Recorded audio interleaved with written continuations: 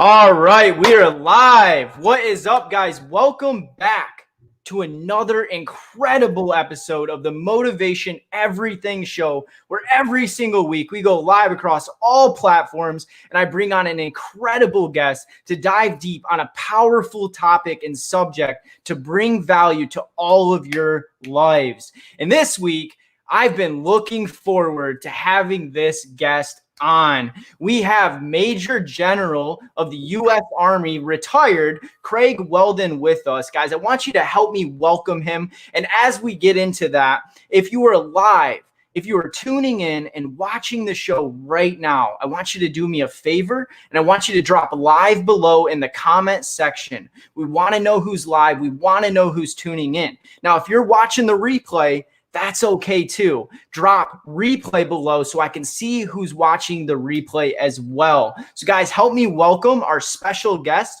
This week, I'm joined by Craig B. Whelden, Major General of U.S. Army, retired, to discuss the art of inspiring people to be their best. What a good topic, man. Craig's leadership journey began as an Eagle Scout at the age of 14 years old. 30 years later, he was the youngest general in the United States Army at the time. Combined with another 9 years as a member of the senior executive service with the U.S. Marine Corps, he has led thousands of soldiers, sailors, Marines, and civilians. Thank you for your service, sir. In 2011, he was inducted into the Purdue University Tri-Service ROTC Hall of Fame. In March 2019, he published his book, Leadership: The Art of Inspiring People to Be Their Best, winning 3 national book awards and attaining the #1 international bestseller status on Amazon. Craig is now a global Fortune 500 speaker and lives in Bluffton, South Carolina. Help me welcome Craig Whelden, ladies and gentlemen. Thank you, Cody. Happy to be here. We're glad to have you on. Craig, tell us about yourself. Why are you doing what you're doing, and what is it that you're doing? Yeah, so I retired from the military after about 40 years in late 2019. But about 2 years before that, when I told somebody I was contemplating retirement and going on to what I call the next chapter of my life, they said, "What do you want to do?" And I said, "I want to give back what I've learned over the past many decades to the next generation. That's what I want to do." And they said, "Well, you ought to write a book." And I said, "Are you kidding me? Write a book?" That sounded pretty intimidating. I was 67 years old at the time, or 66, something like that. And I said, I've never written a book before. And they said, "Well, you ought to give it a try. There's a first time for everything." So I did. I wrote a book. I started writing it while I was still working for the Marine Corps. I finished it when I was still working for the Marine Corps, and got it published about 6 months before I retired. The book is really intended to be helpful in getting me in front of audiences, because that's my passion. My passion is getting in front of a group of people, mostly people who are younger than I am, and telling them stories like I tell in my book. Stories about success, stories about failure, stories about character, about trust, about leaving a legacy, about risk management, all the different things in my book. When I wrote the book, I didn't really know how to get it across the finish line. So I hired an editor and a publisher, and I said, "Help, what do I need to do next?" And he said, "Well, send me the manuscript. Let me look at it." And I did. And when he looked at it, he came back to me and he said, "Nobody's going to read this." I said, "Really?" That really did a lot for my ego, I have to tell you. I said, "Why is that?" He said, "Because it's a memoir. It's the story of your life. And it's a wonderful story, but nobody knows who you are. You're not Michelle Obama or Amoroso, kind of opposite ends of the famous and the infamous. Right. And if you are somebody who is famous or somebody who is infamous, and you write a book, a memoir about your life, people may buy it because of the name recognition. You have no name recognition." And I said, "Well, that's kind of depressing. What do you suggest I do?" He said, This is a gem in the making here. All the leadership traits that you're trying to profile and highlight are in the book. They're embedded in the stories that you tell. Go find them, pull them out, make them chapter titles, then fold your stories underneath them to support it. So I turned a 14-chapter memoir into a 24-chapter leadership book with character is the very first chapter. Trust is the second one. Leaving a legacy is somewhere down the line. And he said, and it doesn't need to be chronological. It needs to be topical. Then he said, what do you think is the most important characterization for a strong leader? And I said, having a good character. He said, then that should be chapter 1 in the book. So that's why it's chapter 1. And then, the rest of the stories you just told some of your listeners. I entered it in a few book contests. It won 3 national awards. It's a bestseller in 5 countries. It's had over 5,000 downloads. And it really becomes my tool that I use to spin off my presentations, which is all about storytelling, the good, the bad, the ugly, and making people understand that they're not alone when they face challenges in this life. We've all faced them, including me. 100%. Absolutely. Now, Craig, you have, your book has won 3 awards and is the #1 international bestseller with thousands of readers across the world. What do you attribute to the success that you've had with this book? I think being honest, being candid, and telling stories. Storytelling is absolutely the best way to communicate with people. People remember stories. Don't lecture people. Tell people a story and then tell them the point of the story at the end. If you want to make a point, if you want them to learn something from it, tell them at the end. And so in both my presentations and in every chapter of my book, I tell lots and lots of stories. I couldn't agree more with you. I think that storytelling is, if you look at history, it's the oldest way that wisdom has been passed on from human to human being. And, why do you think that's, like, even deeper, if you don't mind me asking, why do you think that stories are so valuable? Because people can relate to them. People can say, that's me, when they listen to it. I've had people come up to me after my presentations in tears, telling me they are so glad that they heard me tell my story of some of the failures that I've had because, related to failed marriage, related to suicide in the family, those kinds of things that make people feel like I'm not alone. There's somebody up there that's telling me they've been through this and there's light at the end of the tunnel. If people go to my website, they can actually read a chapter in my book. Chapter 18 is on my website, the entire chapter. It's titled The Light at the End of the Tunnel. And it's about hope and perseverance and making sure that you get through difficult times. You know what I'll do too, since you just brought that up, I'll throw a banner up with that website. Craig, what's that website real quick? It's CraigWhelden.com. Pretty easy to remember. And I just think if they can see my name at the bottom, it's spelled E-N, not O-N. It's often misspelled with an O. Tell me if this is right, what I'm about to throw up. Is that right? Yeah, www.craigwhelden.com. Guys, go check out his website. His book is incredible. I actually have a signed copy of it here. I'm moving after tomorrow, so it's in a box. But incredible book. I'm a few chapters in it. So make sure you guys go check that out as well. If someone wanted, we're going to cover this at the end, but since we're already on the subject, Craig, if someone did want to get your book, where could they find it at? Well, it's on Amazon. If you just type my name into Google with book or the title of the which on the screen, The Art of Inspiring People to Be Their Best, it'll pop up right away, first page, first item. Perfect. So, it's interesting though, as I just want to quick touch on again, you talked about how stories are so relatable. And I think that's so powerful. One of the greatest things that I think a trait that a leader possesses, in my opinion, of course, is one that is good at telling stories and creating relatability to the audience. Because one thing I learned about influencing people, and I'm curious your thoughts on this as well, Craig, is to truly have influence and be a leader of people, people need to want to be like you, for one, but they also need to know that you're just like them. And I'm curious of your thoughts on that. Yeah. So when I give my presentations, one of the first things I talk about is effective communications. And I say to people, you can talk to a 6-year-old or a 60-year-old.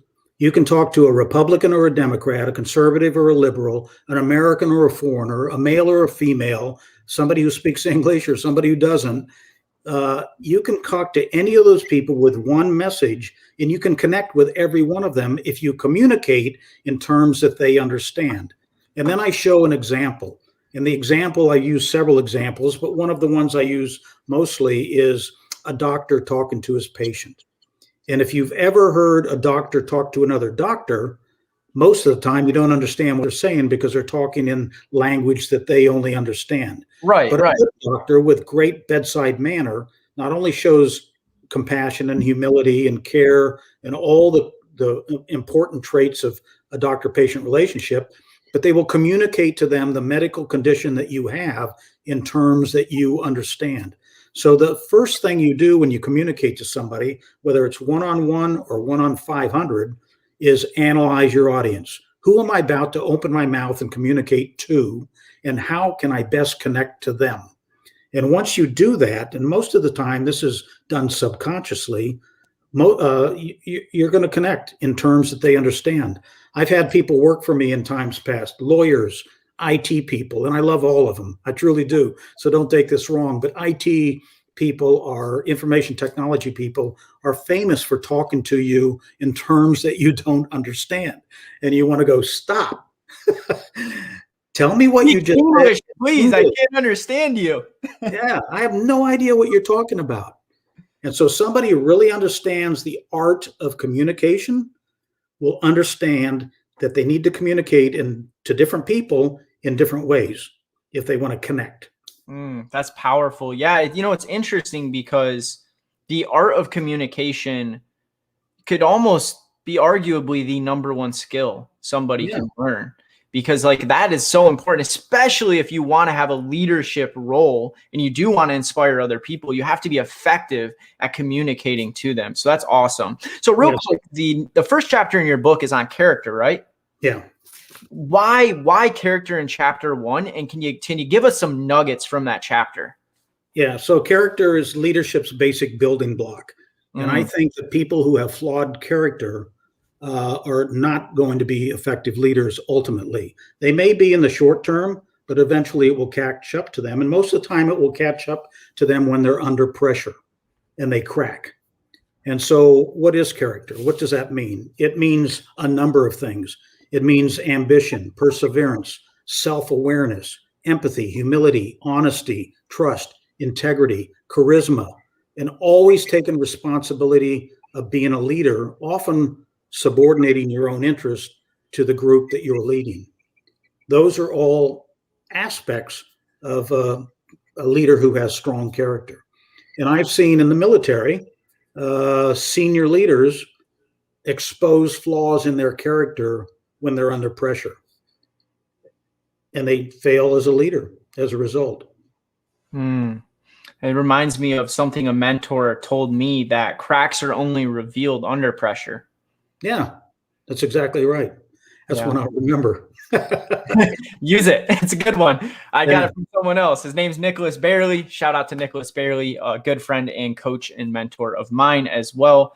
It's interesting because you had quite the career in military, Craig. And can you tell us a little bit about the time that you spent in the military and what you learned about leadership and inspiring people through that experience? Yeah, so I went to, let me back up a little bit further, if I may. Absolutely. So you introduced me as being an Eagle Scout at age 14, and I was. And I started that journey at 11 or 12 or something like that. And the journey on getting from the beginning of becoming a scout to becoming an Eagle Scout was what drew me in. It was like climbing a mountain. If you want to use a metaphor of climbing Mount Everest, for example, it was all about getting to the top of the mountain. But as we know, many people die on Mount Everest when they're coming down on the other side. So to stay with the metaphor, getting Eagle Scout was achieving the top of the mountain. But once I got up there, they said, okay, you're now a leader, start leading. And I had no idea what I was doing. I mean, I really didn't know anything about leadership because it was all for me, the journey. It was the achievement of each of the merit badges and the project that I did at the tail end and so forth. It was all about that journey. And when I got there, it was kind of like cold water on the face when they said, okay, you've arrived, now demonstrate that you're a leader. So I learned a little bit then, and that carried into high school, into both student government and sports, and then into college. And then I got an ROTC scholarship to go to Purdue University, which means I owed the Army 4 years back. My plan originally was to give those 4 years back to the Army, then go do something else. And 4 years turned into 30 years. It just seemed like, okay, I'm having fun. I enjoy this.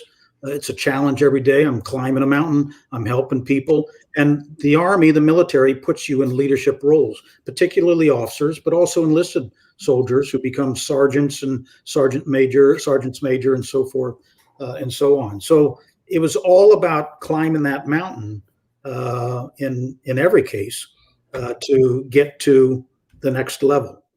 And when I got out of the Army in 2003, I retired. I went to Florida, and I was a consultant. And I did a lot of work for the military in 7 years, but I missed the collegiality. I missed the camaraderie. I missed the family of the military service that I'd spent my entire life with. My dad was in the Air Force for 20 years. So I grew up in the military. And then I spent 30. So for 50 years, I knew nothing other than the military until I became a civilian in 2003. So when my wife said, I want to go back to Hawaii, which was our last assignment in the Army, and I said, Hawaii is really expensive. I'd have to get a job. She said, good idea. In 2007, I started looking for opportunities to get back to Hawaii, and it took 2 years for me to find the right fit. But the Marine Corps created a position, a senior executive position, to oversee the move of 10,000 Marines from Okinawa to Guam and to build a base in Guam. And I applied, and I was surprised that I got selected, but I did, and I did that for the next 9 years. Oh, until wow. the wife said, I'm ready to go back to the mainland. And I said, okay, why the change now? Because I thought we were going to stay in Hawaii. And she said, we're too far from family. So that gets to the issue of prioritizing your life. What is the most important thing in your life? Is it your career? Is it your family? Is it your faith? Is it making a lot of money? Is it the bucket list that you started to develop and the things you want to do? Is it travel? Whatever it is, you got to learn how to prioritize the things in your life. And I've been able to do that. Let me tell a quick story if I can. Absolutely. I am a storyteller. There's a professor, and he's sitting at the front of his, some of your listeners may have heard this. He's sitting in front of his class, and he reaches underneath the table in front of him. He pulls out this big glass jar, and he puts it on the table. Then he reaches underneath, and he pulls out a basket of rocks, and he pulls a rock out, and he puts it in the jar. Then he pulls out another rock, and he puts it in the jar. And he does that until the jar fills up to the top with all the rocks at the brim. And he says to the class, is the jar full? And they go, yep, jar's full. So then he pulls out a bag of sand, and he pours sand into the jar. And all the sand granules go down among the rocks and hit the bottom, and then slowly come back up to the top. And he says to the class, is the jar full? And now they feel a little silly because they feel like they got tricked. And he said, well, yeah, you got us the first time, but now it's full. So then he pulls out a pitcher of water, and he pours the water in the jar, and the water goes down among the rocks and down among the granules of sand, hits the bottom, starts to fill up, and gets to the top. And he says, is the jar full? And they all go, wow, what else could he possibly put in this jar? And he said, I don't have anything else to put in this jar. But the moral of this story is that the rocks represent what's the most important in your life. Put the rocks in the jar first. Because if you put the water and the sand in first, and then you put the rocks in, you're going to leave a rock out, or maybe two rocks out. And so people need to figure out what is most important in my life. Those rocks represent those, and put those in their life first. Another quick story to illustrate the point. I didn't go to West Point. I went to Purdue University, but I had a lot of friends that went to West Point, and they have reunions every year where they go back and see their classmates from when they were students at the U.S. Military Academy. And I had a good friend who was a retired colonel, and he went back to a reunion a couple of years ago, and he saw across the room, sitting at the bar by himself, of one of his classmates from 35 years ago. And he was by himself. So he went over there. His back was turned to him. He talked, we'll call him John. He tapped him on the shoulder, and he said, hey, John, how you doing? I haven't seen you in a long time. Now, John was a retired 3-star general, and my friend was a retired colonel. And a 3-star general is a number of levels above being a colonel. But they were classmates at West Point. John turned to him and he had watery eyes. And my friend told me, he said, I didn't know whether he was upset or he just had too much to drink. So I said, John, are you okay? And he said, I busted my ass for 36 years. I did everything the Army told me to. They gave me promotions. They gave me wonderful assignments. They put me in command of wonderful soldiers. And along the way, my wife left me and my kids won't talk to me. Wow. So, here's this retired 3-star general whose rock that he put in his jar decades ago was his career. And it seems that with all the other stuff that went into that jar, he left his family rock out. And I'm not prejudging him. Maybe that was the right thing for him to do. But at this reunion, he was starting to wonder, was that the right thing to do? And maybe I should have prioritized my life. So chapter 19 in my book is all about why I retired at 30 years when the Army asked me to stay longer. Chapter 19 in my book is another story about failure and how I overcame that.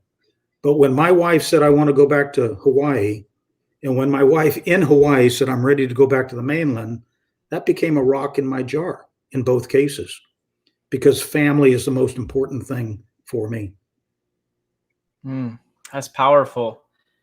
It's interesting as you talk about priorities, and a lot of people that follow the Motivation Everything show and the listeners of this podcast are aspiring to do more with their life, are aspiring to be leaders in their cultures and to accomplish and to, hit that monetary success and so much more. And what advice would you give to the listeners of figuring out what priorities are most important and what those rocks are that they should put in before they put that sand and water in?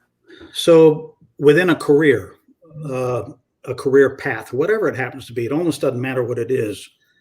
Taking care of people is one of the rocks you should put in your jar first. Yeah. Because if you take care of people, people will take care of you. I mean, it's a simple formula, but sometimes, too often, people don't understand that very, very simple guideline. And if you can imagine, certainly for the military and in the government, and in some places in the corporate world, it's like a triangle. You got a lot of people down at the bottom. You got one person at the top. In the military, it's the general. In a corporate world, it's the CEO. You got the frontline workers down at the bottom. I have never forgotten the value of what the people that are at the bottom of that triangle have done for their organization, and they continue to do. I used to be there at one time when I started out. And so I made a big deal about making sure that everybody at the bottom of that understood how important they were to the total organization. I'll give you another story. When I was a 2-star general, I was the chief of staff of a Navy Joint Task Force. And we used to have exercises out in the Pacific Ocean on a command ship, a Navy ship. And there was a 4-star admiral. He was my boss. I was his chief of staff. I was a 2-star Army general. We had representatives on the ship from all services. But we also had the ship's company, the captain, and everybody who worked in the ship that made sure the ship was ship shape. Pun intended. No pun intended. And we went out into the Pacific Ocean, and we got pretty close to getting caught in a hurricane. They call them typhoons out there in the Pacific.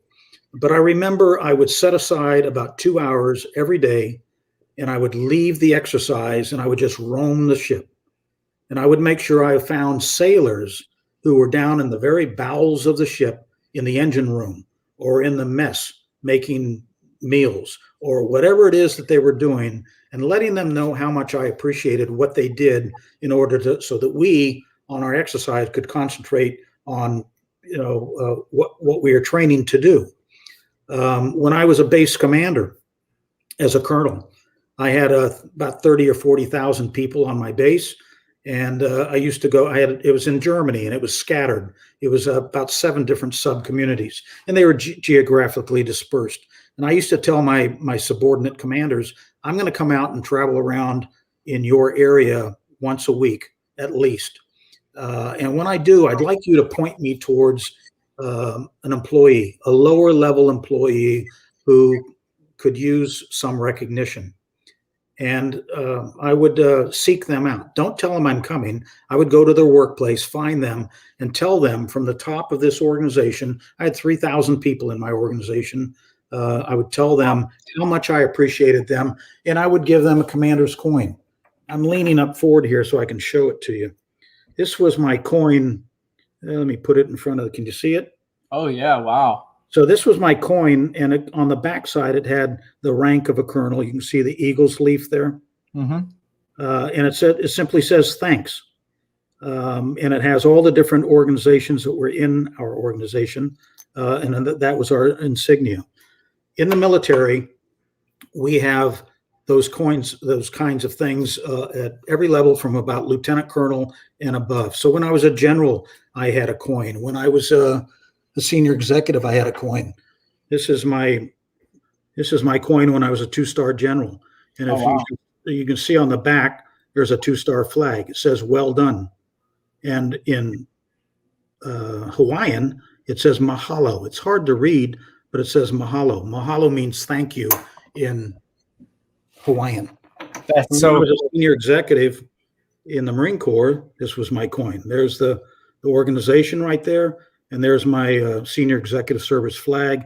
And it says presented by Craig B. Whelden, executive director, in appreciation for what you do. Those are little things that you can do for anybody in the organization.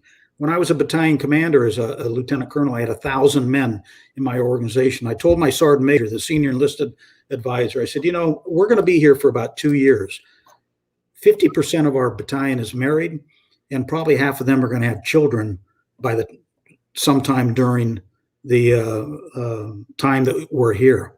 I want to send a letter to every new baby, and it's going to be dated the day that they're born. And it's going to say something along the lines of, we'll call him John again. Dear John, that's probably a poor choice. Dear Judy, let's say, Dear Judy. Dear Judy, I want to tell you how important your father's contributions to this unit is. Blah, blah, blah, blah, blah. When you grow up, you will be very proud of him, and so forth. This was such a simple thing to do. And I just said, let me know when there's a new birth in the battalion. Let me make sure that the soldier that we're writing this about is a good soldier. And then put those letters in front of me. And I had new mothers come up to me in tears, telling me they got this letter in the mail, dated the day the baby was born. First letter they'd ever received in their life. And it's in their baby book. It's in a frame hanging on a wall or something. It was very, very special to get something from the battalion commander. So, little things count. Take care of your people, and they will take care of you.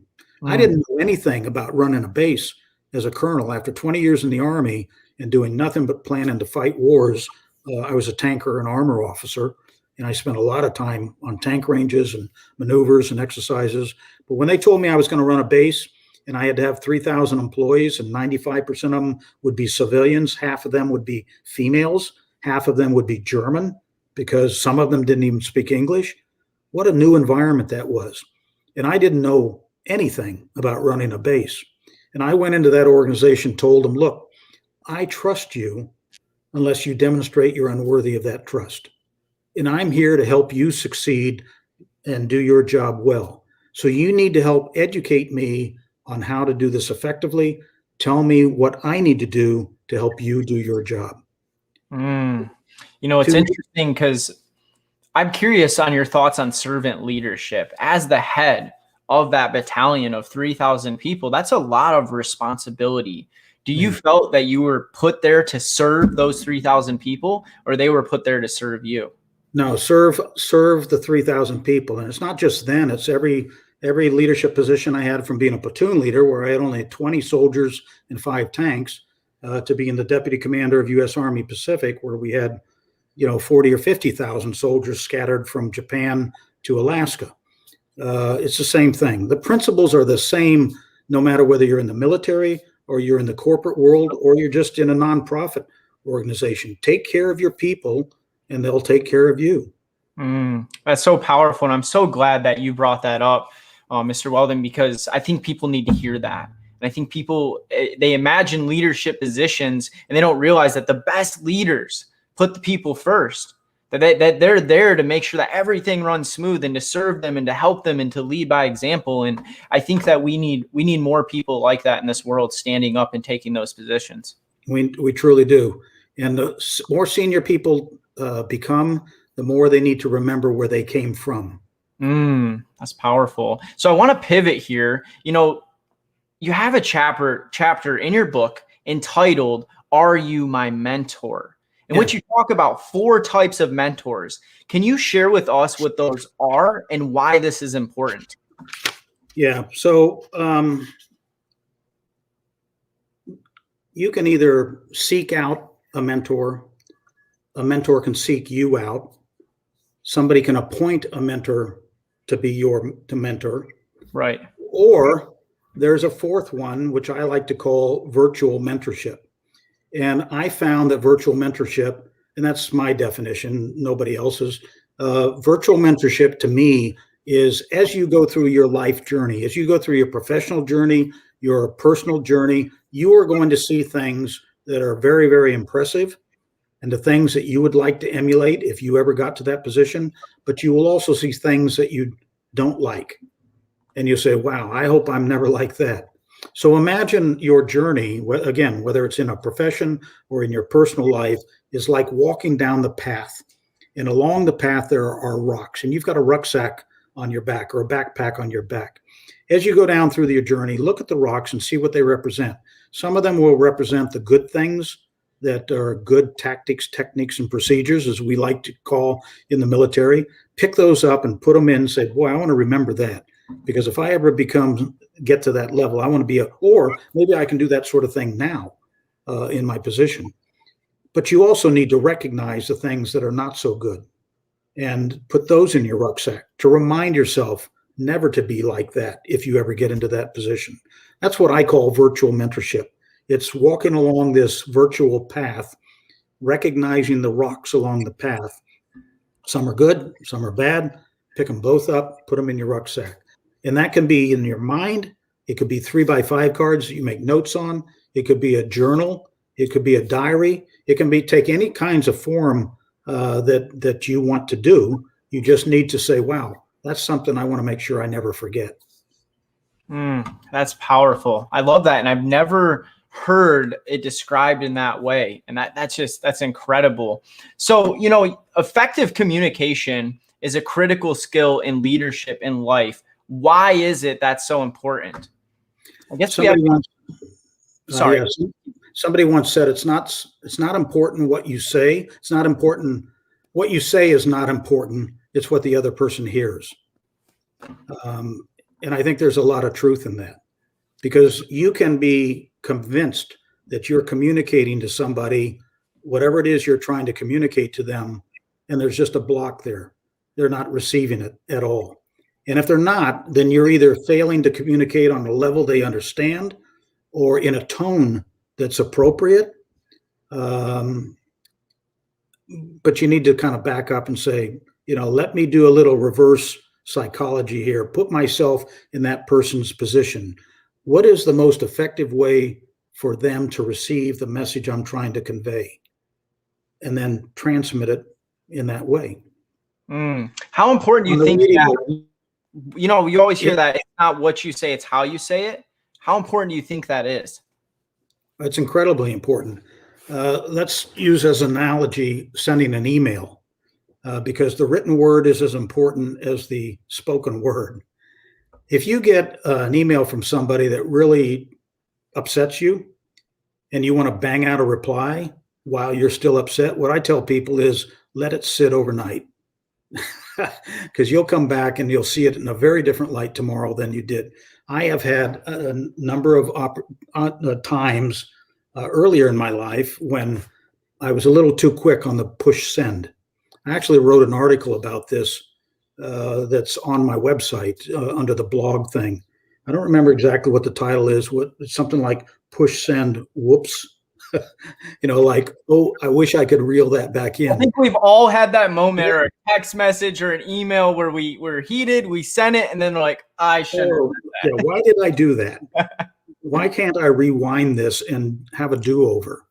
And so whether you're speaking to somebody or you're writing to somebody, it's important to make sure that your emotional state when you're communicating is appropriate for the message that you're trying to send. And it's not inflamed. I couldn't agree more. And I think that kind of comes into probably some self-awareness and self-discipline, not to be reactive in the moment. Yeah, that's powerful. And that's a really good nugget. So there's something else in your book as well that I wanted to address. You had 2 chapters inside of the book that address goal setting, but also the risk of setting goals too high. Can you tell us more about this? Yeah. So I don't remember the chapter number, but the chapter name is How Tall is Your Ladder? When I was a student at a school in 1980s, in the mid 80s, I was a young major, and I was with 800 other students. It was a 1-year course. At the end of the course, in the spring, right before we graduated, the Chief of Staff of the Army, who's a senior guy in the Army, came out to speak to our class because we really were the leaders of tomorrow, and he wanted to convey a number of things to us. Typically, he would take questions when he was done giving his presentation. And I remember a major raising his hand, standing up, said, "Sir, can you define success in today's Army? Is it getting to 20 years so you can retire? Is it attaining the rank of lieutenant colonel? Is it battalion command? How do you define success in today's Army?" And General Meyer, who was the Chief of Staff of the Army, was a 4-star general. There are no 5-star generals. He was a senior general in the Army. He thought for a moment. He said, most of you probably think that I've been relatively successful in my career. And we all thought, duh, of course we do. And he said, but I can assure you, I'm a 4-star general. I'm the senior officer in the United States Army, and I've had a pretty successful career. But there are about 10 or 11 other 4-star generals in the Army who report to me. And I can assure you that there are a couple of them, not many, but there are a couple of them that if they were in my shoes as the leader of the Army and they retired from this position, they would be disappointed. And we all thought, how could that possibly be? And he said, the reason is because a career in the military, a career in the corporate world, a career in life, quite frankly, is like climbing a ladder. When you start off at the beginning, you're standing at the bottom, your feet are on the ground, you reach out, you grab the first rung on the ladder. And as you look up, it's a very, very tall ladder. You may not even be able to see the top rung on the ladder. But as you grab the first one, that's not too difficult. For a military officer, it's getting commissioned as a 2nd lieutenant in the Marine Corps, or the Army, or an ensign in the Navy, or 2nd lieutenant in the Air Force. When you reach and grab the next rung, that's a promotion to 1st lieutenant. It's not too hard. Your feet are still on the ground. Then you start climbing, you grab the next rung, it's captain. Then the next rung is major, and so on and so forth. And as you grab each rung on the ladder, they become further apart, metaphorically speaking. They became harder to achieve. You've been climbing a while, so you're tired. You're taking more risks because at some point you're going to be standing on a rung on the ladder pretty high up, and you're going to have to jump in order to get to the next rung. At some point, we all reach the last rung on our ladder. All of us do.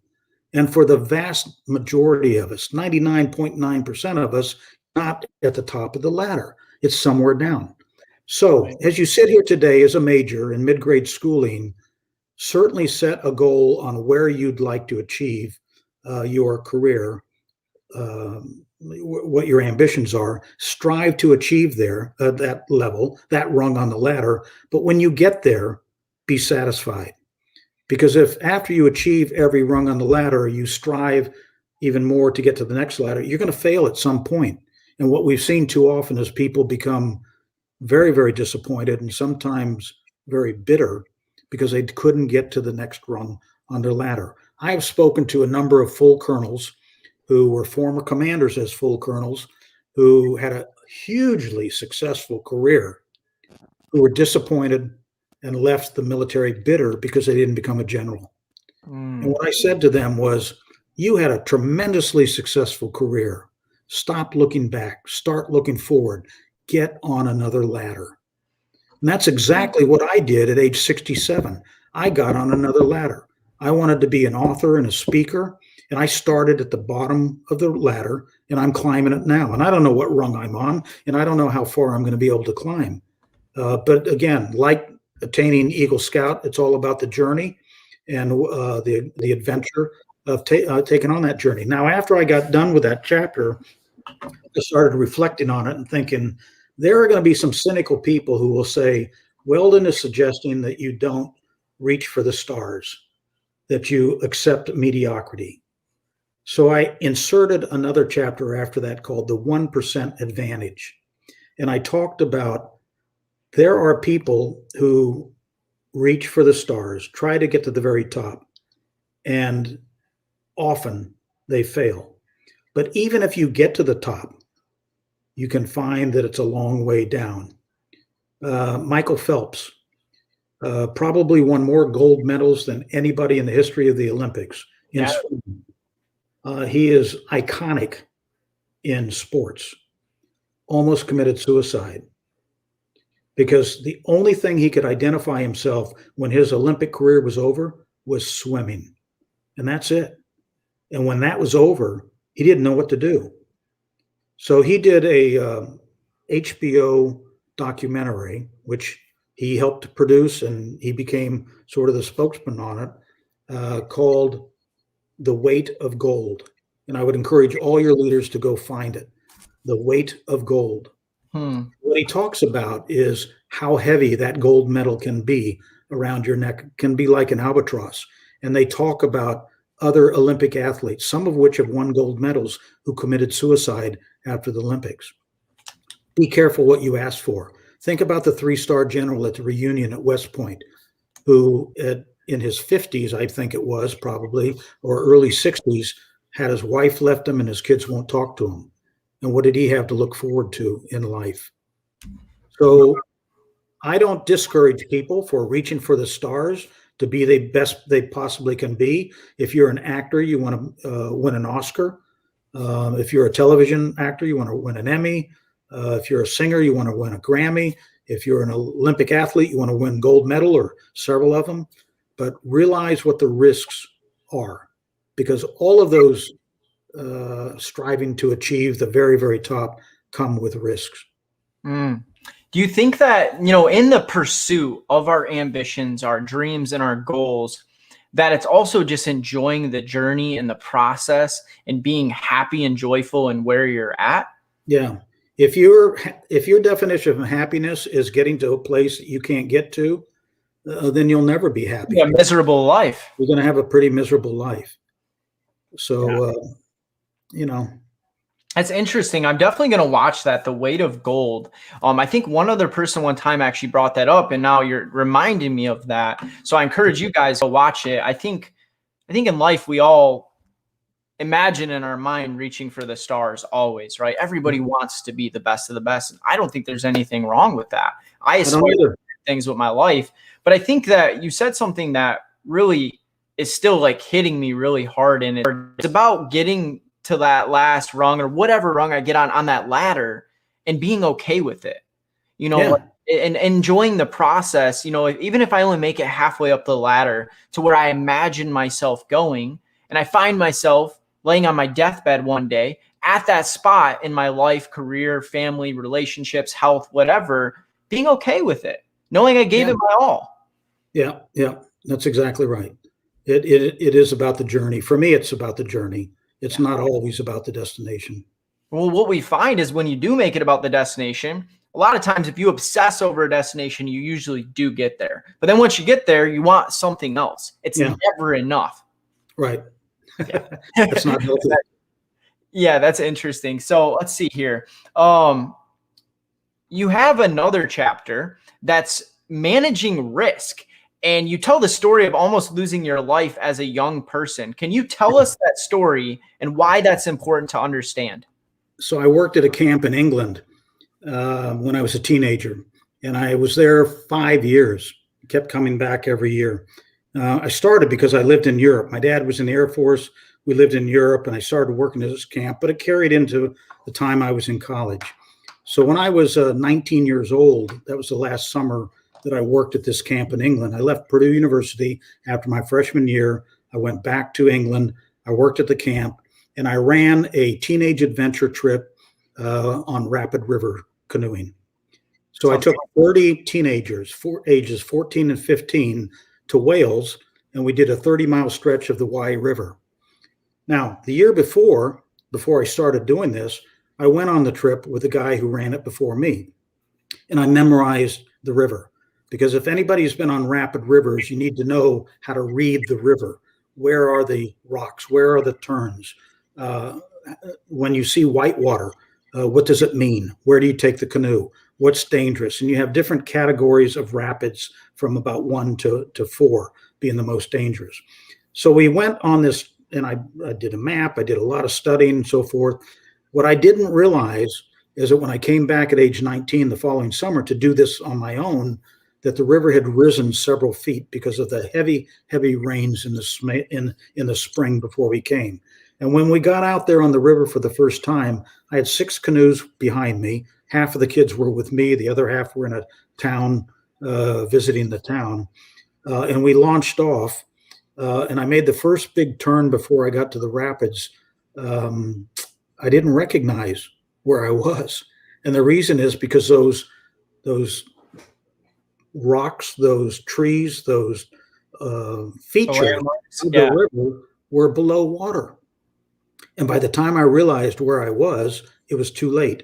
I was in the mainstream of the rapids. It was pulling me. So I turned around and I yelled, "Everybody just follow me." Now, what I should have done, had I recognized that, is to pull all the canoes over to the side, get everybody out, walk over to the side of the bank, talk my way through how we're going to go through this rapid, and then have everybody repeat it back to me. And then we would set up a safety net or safety rope downstream with one of the canoes, the 2 people in the canoe, and then we would watch one canoe at a time go through the rapids. That's the way it was designed to be done. And I didn't have any opportunity to do that because I didn't recognize where we were. So we had 6 canoes go through rapids without any of that preparation. 2 of the canoes turned over. The kids were dumped into the water. They all had life jackets on, and the canoes went downriver. One of them, the canoes, got caught on a rock between 2 rocks, and it was turned upstream, so all the water was rushing into it. And so this is where I made this stupid decision. I said, I can't go back to the camp and tell the director I lost one of his 17.5-foot Grumman canoes. So we're going to go get that canoe. So I picked the biggest guy in the group. He's 15 years old. He was bigger than I was. And I said, you and I are going to go get that canoe. So we went upstream, and I said to him, I'm going to take my life jacket off so I'll have more ability to move my arms. That was a huge mistake. But I wasn't thinking straight. So we got into the water, we floated downstream until we hit the canoe, and then when we got there, it was about 5 feet of water. We started rocking the canoe to try to release it. And when we finally released it from the rock and it turned and started going downstream, I yelled at him, grab the canoe. He reached out, grabbed the canoe. I reached out, and I missed the canoe. And he and the canoe went down river, and I went underwater. And the boiling water just took me, and I thought I was never going to come up. And when I finally did pop up, I couldn't move my legs. So I was able to get to the side of the river, just using my arms. But then I had to do kind of this low crawl to get out of the water because my legs were numb. They weren't moving. So what's the moral of this story? The moral is I was 19 years old, and the prefrontal lobes of my brain, which addresses and controls logic and reason, doesn't get completely formed until you're about age 25. And I was 19. So I was making decisions at age 19 that I shouldn't have been making because they were too risky, and I almost died as a result. And so as I went through the rest of my life and the rest of my military career, and I watched how young people would take risks that they shouldn't take, I tried to convey to leaders you're gonna have young soldiers who are in the ages of 18 to about 24 who will do things that the rest of us won't do because logic and reason has finally come to the fore because we're older. And you need to recognize that the brain is not completely taken complete form until about age 25. And I tell several examples of that in my book about how young people have regrettably either hurt themselves or died doing crazy things. Ironically, it's one of the reasons why young people make good soldiers, because they're risk takers and they do crazy things. I mean, go to the internet and just look at crazy stuff young people do. But anybody who's over age 25 or 30 starts to think, wow, did I do that sort of thing when I was his age? Yeah, it's weird. I'm only 26, Craig, and I'll never forget this last summer, I think it was. Went to go mountain biking with my cousin, and we're in COVID, and they actually like shut down the trails that we normally ride on. They had the gate locked to get in the parking lot there that we had a pass to go in. And there's this little park around the side. And my cousin's like, let's just go park in this parking lot at the park and we'll sneak in there and we'll go ride our mountain bikes, right? And I'm 26 at the time. And I remember pulling into this little parking lot and seeing this little sign that says like park closes gates at this time. And the only way would have been to get out would have been to like drive my car through this park, like mess up the grass, like take a risk of getting in trouble. And I remember like pulling in my car and looking at my cousin and being like, I don't think this is a good idea. Like there's a lot of things that could go wrong right now. And how old was your cousin? He was about my age too, like 25, 26. Yeah. And he starts laughing because growing up, I was a very wild child. I was very outgoing, ambitious, not afraid of anything. And he looks at me and he's like, you crack me up because just a year ago, you would have been like all for it. But you are today like risk managing yourself. Yeah. Yeah. Yeah. So there's a chapter about risk management. And I think the punchline is recognize that young people don't always make rational decisions. They take risks that perhaps when you're older, you just wouldn't take. I feel like that's a double-sided coin though. It is. It is certainly, you're looking for risk takers, but you just need to recognize that it's there. Yeah. It's interesting because the saying there's no risk, no reward has truth to it. But as you get older, I think you also have more to lose. The older you get, the more you have to lose. And like you said, the brain develops more. And now your risk management and assessment of situations takes a lot more into account. Yeah.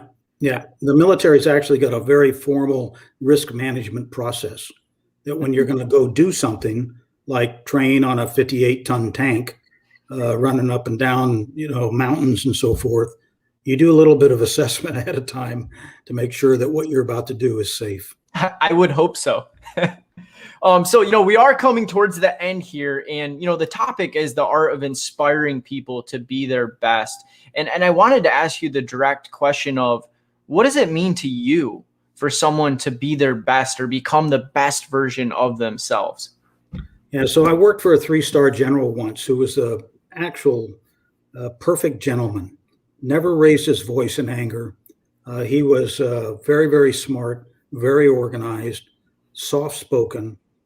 And a colonel came up to me. I was his deputy. I was a 2-star general at the time. A colonel came up to me at one time and he said, General so-and-so.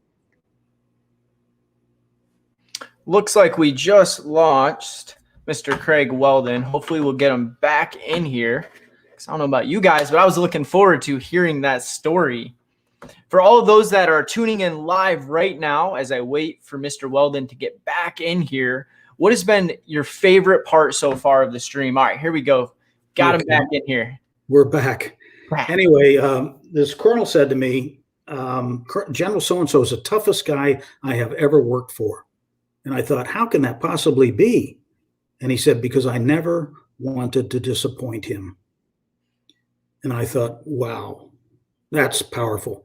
This colonel, just like all the rest of us, got up every morning, wanted to make sure he did the best possible job he could, not just for the organization, but for the senior leader as well, because that senior leader inspired him to do his very best.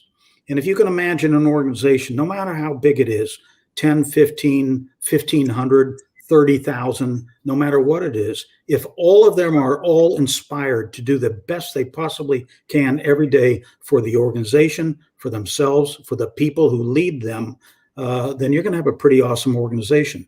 That's why you've heard often people talk about basketball teams. Put 5 superstars together, and you won't be as effective as 5 that can play together as teammates. And that's been demonstrated time and time and time again. Why did John Wooden at UCLA win 9 NCAA championships in 11 years?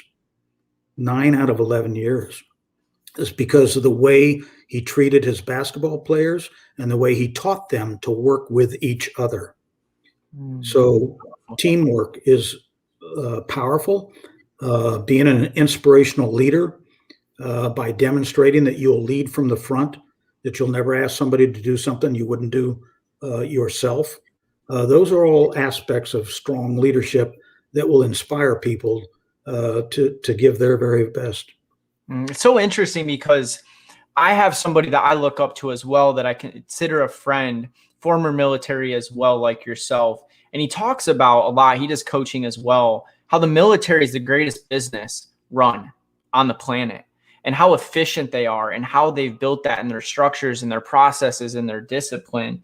And there's a lot of people that are in my audience that own a business or are starting a business. And what advice would you give to them to inspire their team and their employees and those that they surround themselves with that work in cooperation with them to be their best? Well, lead by example. Show them that you're willing to do whatever it takes to make the organization and them succeed. Show how much you appreciate them. And there's a number of ways to do that. The coin that I just showed you is only a simple technique that you can use. The baby letter that I talked about is another technique. There's 1,000 ways that you can show how much people are appreciated in your organization. You need to tell people early on where you're trying to take the organization, where you're trying to go. You'll find in my book 2 appendixes. And the first appendix is what I call my philosophy of command. I wrote it in 1989 when I became a battalion commander and I had 1,000 soldiers. And it was a document that basically told the organization, here's where I want to go with the organization. This is what I think is important. And if you read the first lines on the front page, it talks about how I'm joining their organization. They're not joining my organization. I'm as much a team member as they are. You talk about what's acceptable, what's not acceptable, what your ethical boundaries are, and then you lead that way. It gets back to the first chapter on character, is demonstrating through your actions how you expect others to act as well.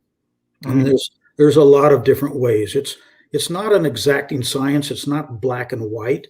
I think if you have a great foundational basis of character, then there's a lot of techniques that you can apply to that that can move your organization in the right direction. You don't even necessarily have to be a technical expert in whatever it is you do. I didn't know anything about running a base when they made me a base commander. I truly did not know. They sent me to a 2-week school, and I joined an organization with 3,000 employees who had been doing that their entire professional life.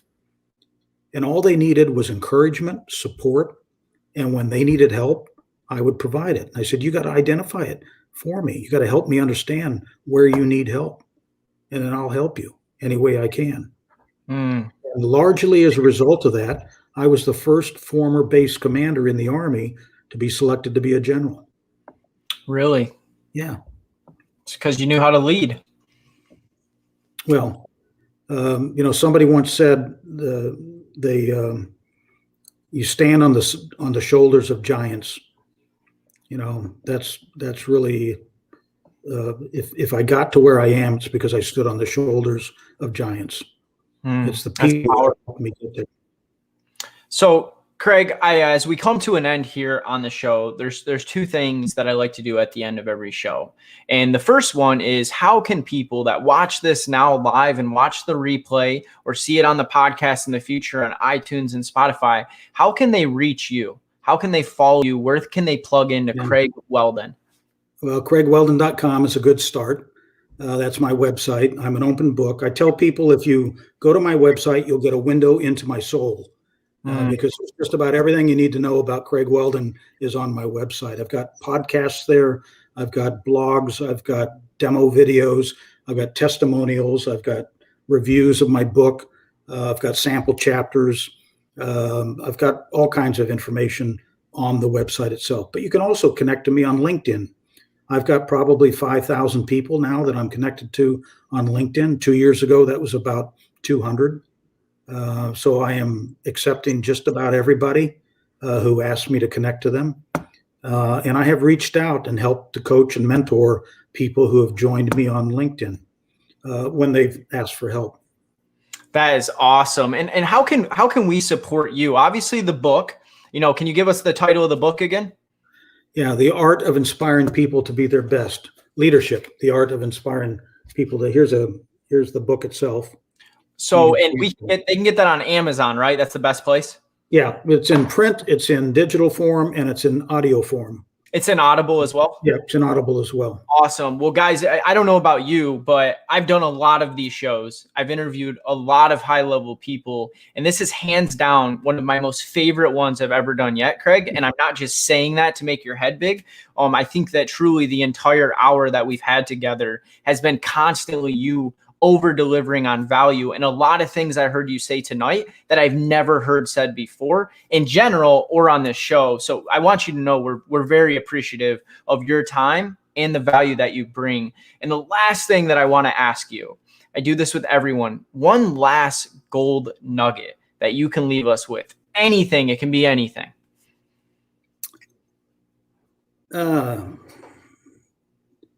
Reach for the stars. But if you don't get there, don't be disappointed. It gets back to the climbing the ladder thing. I've got a couple of people in my life, good friends of mine, who carry bitterness with them because they never got to the next rung on the ladder that they were climbing. And we all have to realize that not everybody can get to the top of every ladder. And if you can't get there and you realize you're stuck, get off that ladder and get on another one. And that's exactly what I did at age 67 when I started writing the book and I became a speaker. If Craig had a mic right now, he'd be dropping it. It's never too late to start. Absolutely. I love that. Well, Craig, thank you so much for your time tonight. Thank you for coming on the Motivation Everything show. We appreciate it. For everybody that is watching the show live or watches the replay, go follow Craig, connect with him on LinkedIn, get his book, give him some feedback on the book. And I want to say from the bottom of my heart that I appreciate everybody that takes the time out of their day to watch this show. And I pray over you that you get some value. Even if it's just one line that Craig says or that I say or one of the other guests says, my hope is, and the reason I do this is that it makes an impact even on one of your lives. And if you're that person tonight that you were sitting there, you were taking notes, or you were working on other things, just listening to us have a discussion, I hope that you got something from it. But more importantly, I want to leave you guys with this. Information is great, but it means nothing if you don't go apply it. And that's where the transformation is created in your life. So I want to encourage all of you, as I do this every week and I bring on high-level guests just like Craig, that you not only let the information flow into you, that you take action on it and you go apply it into your life so you can see real results. And that is my hope for all of you. Next week, Tuesday, 7 p.m. Eastern, 4 p.m. Pacific, because I'm moving to San Diego, California on Thursday. So it's going to be again being 4 p.m. for me. We're going to continue the show with another incredible high-level guest. And I hope all of you have an incredible night. Me and Craig are out. All right. Safe